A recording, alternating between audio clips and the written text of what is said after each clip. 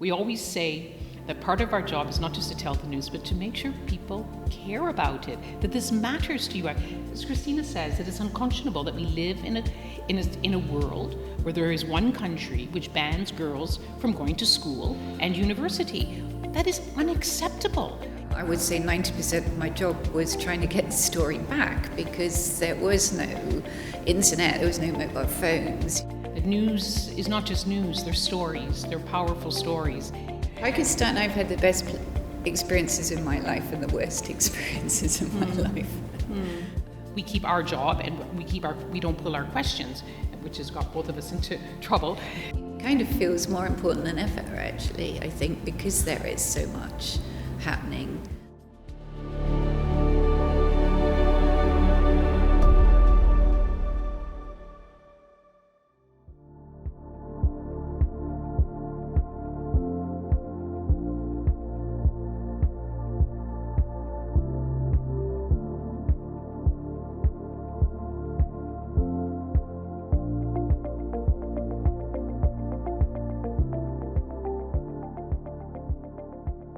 So I actually wanted to be a novelist, and I basically, when I left university, I interned at the Financial Times, and one day the foreign editor was supposed to go to a lunch of South Asian politicians, and last minute he couldn't go. And I travelled in India when I was a student and was really into it. And so he said to me, "You're always going on about India, why don't you go to this lunch?" So I went to this lunch where they were expecting the foreign editor of the Financial Times and they got the intern, but they were very nice to me. And I sat next to somebody who was Secretary General of the Pakistan People's Party, which was Benazir Bhutto's party.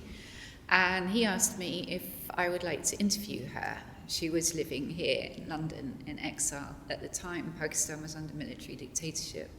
So of course I said yes, and the day that I went to interview her was the day that she announced her engagement to Asif Ali Zardari. So her flat was absolutely full of bouquets of flowers. And we got on very well, ran the interview, and then I actually got a job as a trainee for Central TV, and which, to be honest, I didn't like very much. And one day I came home from work and there was the most beautiful gold inscribed invitation on my doorstep, and it was to Benazir's wedding in Karachi. I had never been to Pakistan. Of course, her wedding was an amazing introduction to the country. And so I met all these people there who told me that they had been imprisoned or tortured or tear gassed because they were trying to topple General Zia. And so I was fascinated, and I couldn't really imagine going back to Birmingham and covering local news. So I came back and gave them my notice and went to live in Pakistan. But to be honest, I did think at the beginning that I would be doing it for a reasonably short time, and then I would save up some money, have some adventures, and then write my great novel.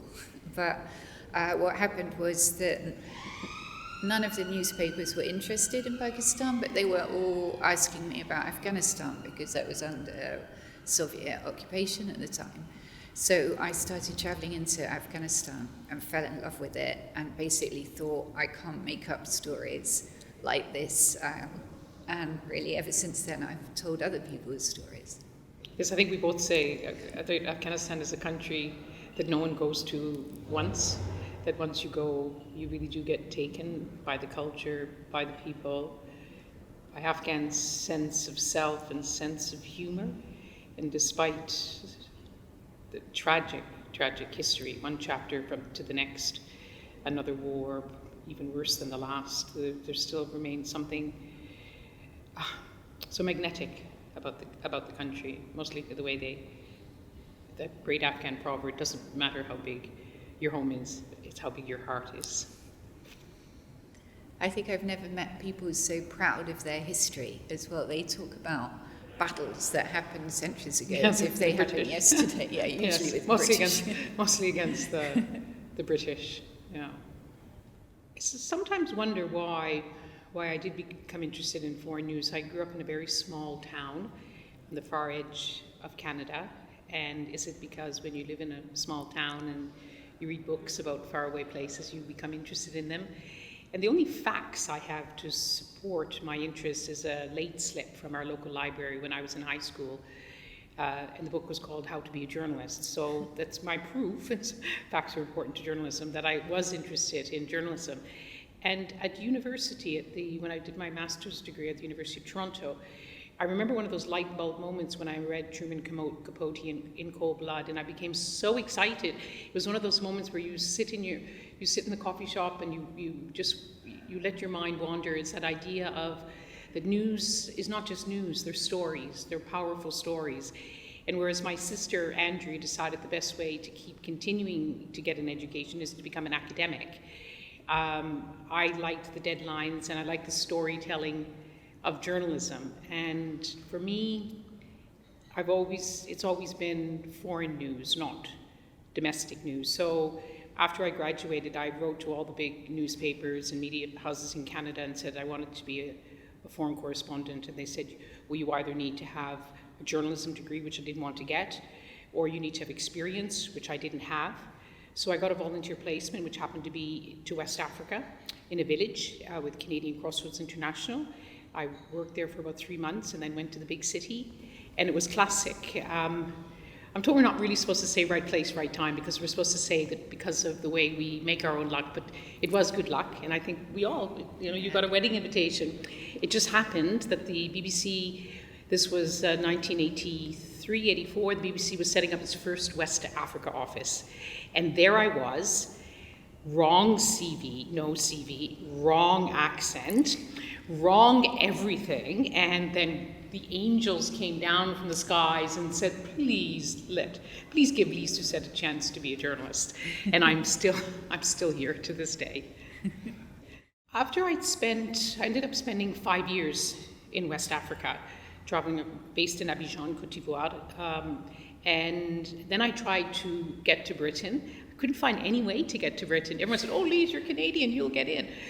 I ended up getting sponsored by the West Africa Committee of the Foreign Office for a 6-month work permit, so I could work at the BBC, and then I wanted to go off again. And because I'd had friends who'd lived in Pakistan, they said, oh, Lyse, Pakistan is in your karma. And I thought, oh, the thing. And I went around to all the BBC departments, the Urdu service, the Pashto service, and everyone said, oh, thank you, Lyse, very nice offer, but we don't need anyone in Pakistan. So I said, I was so determined. So I went to Pakistan, and I went to Quetta, and nobody was in Quetta, and that was where Hamid Karzai was, who later became the president.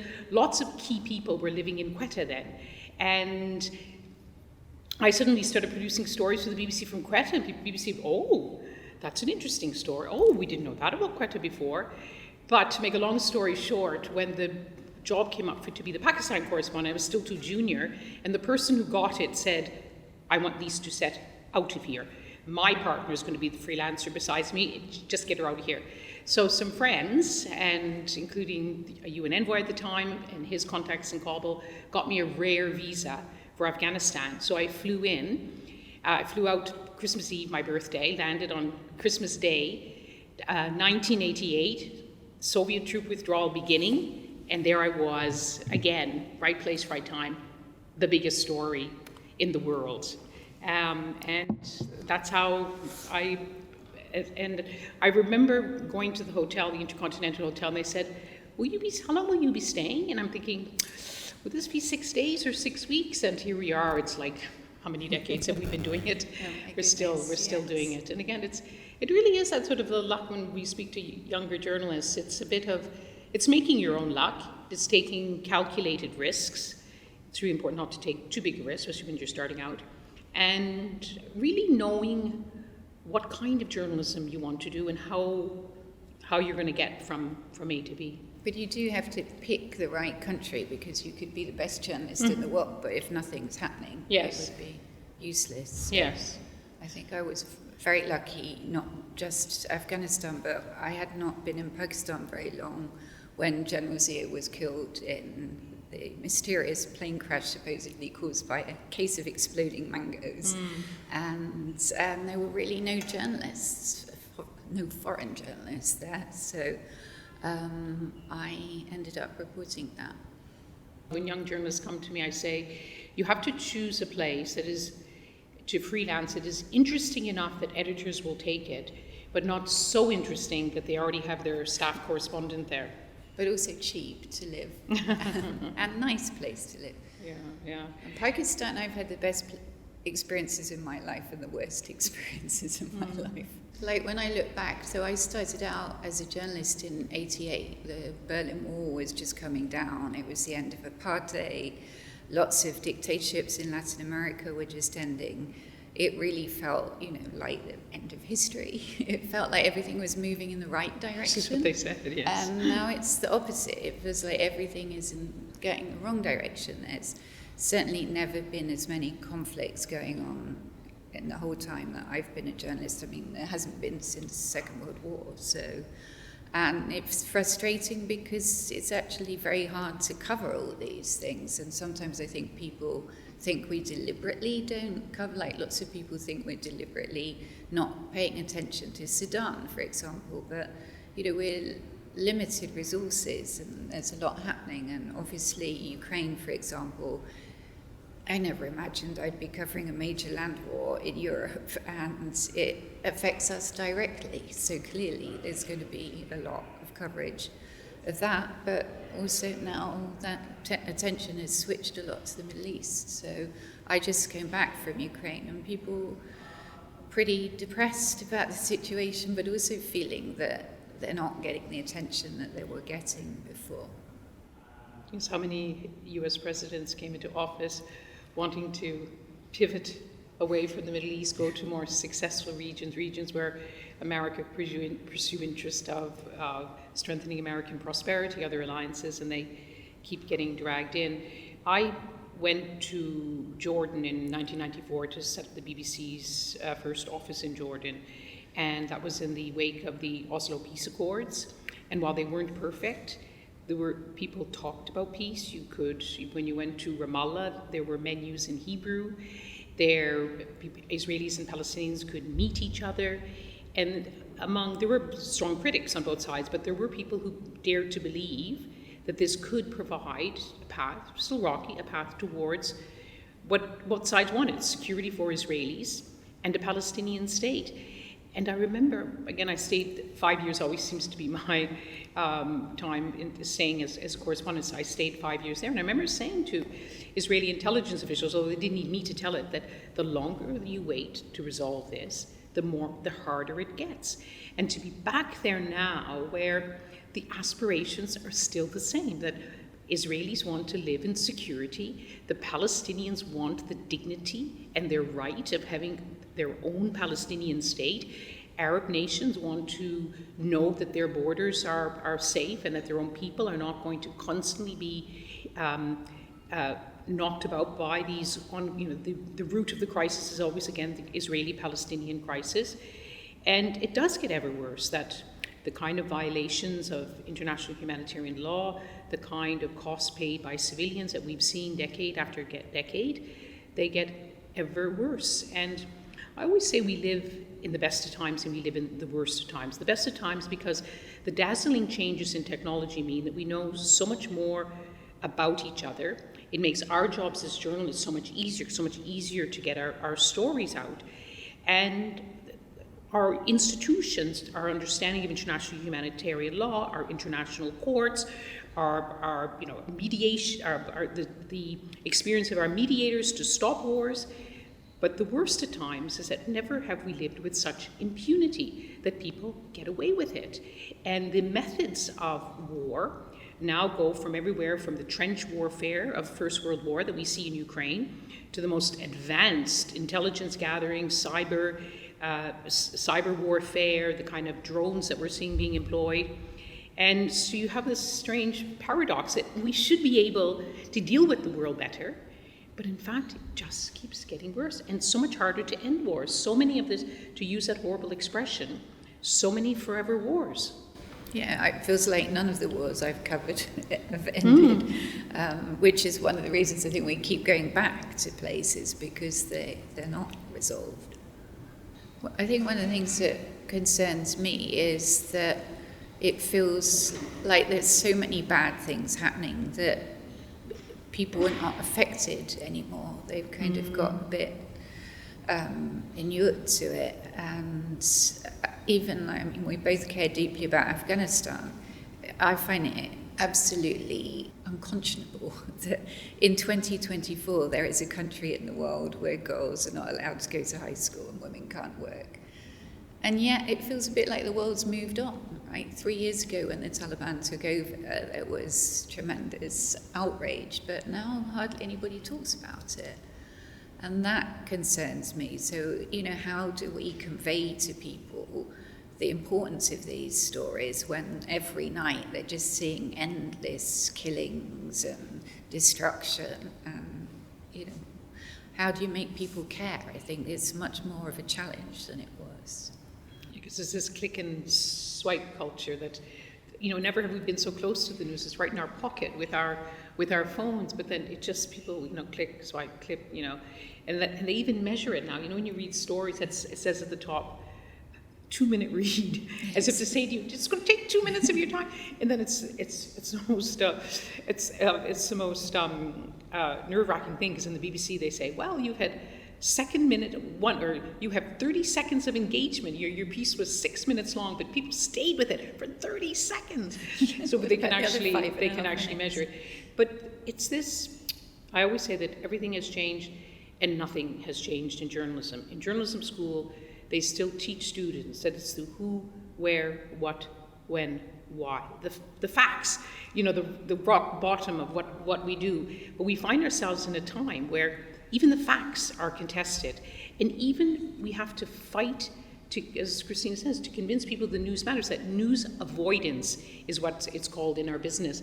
People they get depressed about it. And, you know, certainly coming off the COVID pandemic where people were inside, and that added to mental strain on people. They didn't want to always be following really bad news. Even as journalists, you know, I confess sometime that I switched from Radio 4 to Radio 3 to listen to classical music. We are only human. And again, it's back to that point, is that the world's wars, they seem to get ever worse, and our capability, despite the means, our toolboxes are so much better, but we seem to be incapable of, you know, men and women of goodwill coming together to be able to resolve these issues. And the BBC does these studies on our digital videos because they have the numbers now. They can look at it. Is that, one, people don't want to just hear bad news. They want to know there is a light there. And secondly, they want to know they have agency, that they can do something about it. And I think that was for the Ukraine war, when the Ukrainians rose up as a nation against this invasion. Again, unthinkable, invading another country in our time.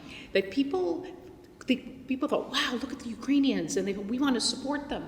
I'll sponsor a Ukrainian, I'll help them, I'll drive an ambulance there. People felt a sense of engagement because they could do something about it. And for us, this is the gold standard for us in news. We always say that part of our job is not just to tell the news, but to make sure people care about it, that this matters to you. As Christina says, that it's unconscionable that we live in a world where there is one country which bans girls from going to school and university. That is unacceptable. And in a world of today where borders really aren't really borders anymore, but where if we don't know, it's because we don't want to know, that news is in our pocket. How can we accept that? Because it's not for us to preach or anything, but in having the privilege to be not just in the margins of history, where we are right smack in the middle of history, in the heat and the dust or the cold and the chill, and this extraordinary privilege. But with it comes an extraordinary responsibility. First of all, to get it right, the who, where, what, when, why. And then I always say there's another W, and that's the wow. To tell people, wow, look at this. You know, it's your story too. And I've always said that, you know, and at RUSI, here we are at RUSI, that they know that, you know, the job of people here in RUSI is to analyze what are incredibly complex stories of our time. But if you drill down any story, no matter how complex and consequential, in essence, it is about mothers and fathers and children in streets and societies and people. And I think we both have found that in order to convey the enormity of a story, why it matters is because it's about people that are no different from you or I. That's why it should matter. And more so, we live in a time where, for example, Syria, which has completely left her head, Syria isn't over there. It's like my aunts used to say, those countries over there. Syrians are on our street, they're in the same classrooms as your children. They're both here in a positive sense, but also the threats sometimes come from some of the groups. We live in a world which at the same time is getting bigger, is also getting smaller. So we want people to know what's happening. It kind of feels more important than ever, actually, I think, because there is so much happening. The thing I find hardest, why I said that, is that one of the ways the job has changed enormously is, Lyse talked about it, the technology has made it easier in a way. Like when I first started out, I would say 90% of my job was trying to get the story back because there was no internet, there was no mobile phones, that you were using telex, or I was dictating to copy when there wasn't even any direct phone line. I used to go to Afghanistan for weeks before I'd come back and file because there was no way of filing inside Afghanistan. But we like that because we could disappear from our editors. That is also true. But what that has also meant is that I stay in touch now with most people that I interview because everybody's on WhatsApp. And so some years ago, I had been interviewing Yazidi girls who'd been taken by Islamic State fighters and forced into being sex slaves, a horrific story. But they were bravely telling their stories. They wanted people to know, even though it was so hard. And one of the girls that I'd interviewed, a 16-year-old girl, sent me a WhatsApp afterwards saying, "We told our stories, what difference did it make?" And I couldn't answer that question. And it really made me think, because all the way through my career, I guess I'm quite idealistic. I thought, I write about these things, I write about injustices, and then somebody will read about it and do something about it and change things. And actually, you learn, sadly, that very rarely happens. And so I actually then started looking very much in depth at what happened when women say that they've been raped in war, and discovered that almost nobody was being brought to justice. At that point, not a single person had been prosecuted for what happens to thousands of Yazidis. Not a single person had been prosecuted for what happened to thousands of women in Nigeria that were taken by Boko Haram. Not a single person had been prosecuted for the tens, maybe hundreds of thousands of Rohingya women who were raped, and again had spoken about it. And that made me very angry. So I started really collecting the stories and ended up writing a book about it, and I campaign on it now. I never really thought my job was to campaign. I thought my job was to tell the stories, but in this case, I'm just so angry that nobody is doing anything. It feels like I don't really have any option but to try and spread the word as much as possible. I think if we look at the essence of journalism, is that it's not a 9-to-5 job. Things happen in the middle of the night. They happen on weekends.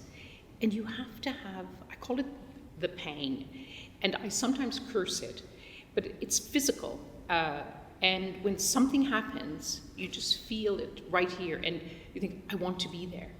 I need to be there.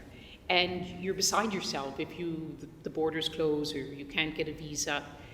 And what's positive about that is that it's because I think the best of journalism is when you don't see it as just a job, but also not just as a story, that it is actually part of your life, that the friendships that you make, the kind of experiences that you have are not sort of, put in a separate compartment, this is my job and this is my life. They become threaded through your own life. And so I remember one time when I went to Damascus and I put on Twitter, oh, it's so nice to be back in Damascus. And I got all these responses. What? Why are you happy to be? And I said, well, because I have friends here, and there's places I want to go here, and I've spent a lot of years here. And I think that is why we keep coming back. We hear, it's when people get in touch with us, and of course we have to separate. Like both of us know, for example, Hamid Karzai very well, and have known him since he was, driving a bicycle. But when he sits down as the president, and we are the journalists on the other side, we keep our job, and we don't pull our questions, which has got both of us into trouble. But it is sometimes when people get in touch to come and do a story, they're also contacting us because they know us. And if there's one thing, if you were to ask me, what matters most of all to you in journalism, what is it you aspire to achieve? And I would say respect. Respect from the people whose stories you tell, because they respect you enough to share, their greatest moment of grief, to be able to open their heart and their homes to you. But also the respect of, in my case, I work for the BBC, public broadcaster, so radio, TV, and online. And which is why getting this medal matters enormously, because it comes from a very distinguished academic community, a policy community, and it is saying to both me and Christina that we respect you for your work. Maybe we don't always agree with you. Maybe we would do it better because we're more in depth than you. You're just journalists. But I think that's why. I think that for me is that's the gold medal for us. It's it makes you feel actually it does matter, and I think that is more important than anything really. And we really like getting it together. Yes, because I have a great regard for Christina. I'm so impressed she writes all these books. I can barely finish emails in the time that Christina finishes books. And we both know what matters to each other, and our paths cross. And I think that is this is great sense. There's a bit of tribalism among journalists, and among women journalists we cooperate. I believe that we're better together, to use that great British political expression. But it is true that in the field, especially when especially at times of enormous risk, you can really, by pulling together, you can get your job done, and most importantly, not just tell the story, but tell it well, and then live to tell the story.